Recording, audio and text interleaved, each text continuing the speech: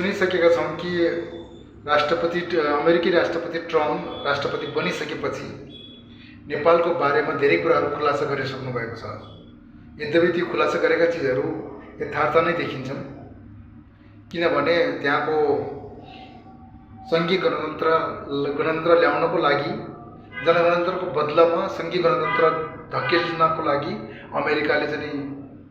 धेरै लगानी लगाएको छ, धेरै पैसा चाहिँ पेल्याएको छ र त्यो पैसा पेलेर पनि त्यहाँका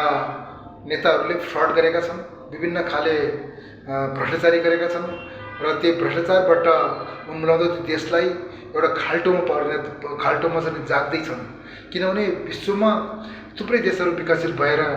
हाम्रो देशभन्दा गरिब देशहरू, पछि चाहिँ आजाद भएका देशहरू पनि अब एउटा विकसित देशमा परिणत भएका छन् भने हाम्रो देश नेपाल धेरै पुरानो देश भए तापनि त्यहाँका शासकहरू 240 वर्षसम्म सत्ता चलाएर पनि त्यहाँका राजतन्त्रले त्यो देशलाई उम्बर्न सकेन।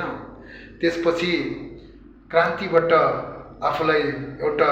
लोकतान्त्रिक गणतन्त्रमा परिणत भएको त्यो राष्ट्रमा त्यसले पनि सुशासन चलाउन सकेन।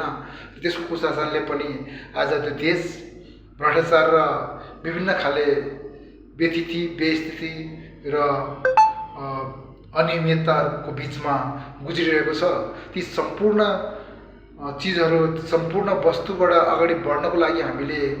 आमूल परिवर्तनको लागि क्रान्ति गर्नुपर्छ र देशका परिस्थिति, राजनीतिक परिस्थिति, जनताको परिस्थिति, जनताको आर्थिक स्थितिलाई उभार्नको लागि हामीले आमूल रूपमा राजनीतिक क्रान्ति नै पहिला गर्नुपर्छ। त्यसपछि हामीले आर्थिक क्रान्ति र समाजवाद हुँदै साम्यवादमा पुग्ने चाहिँ बाटोमा तय हुँदै हामी कम्युनिस्ट आन्दोलनलाई उच्च कोटिको एउटा चाहिँ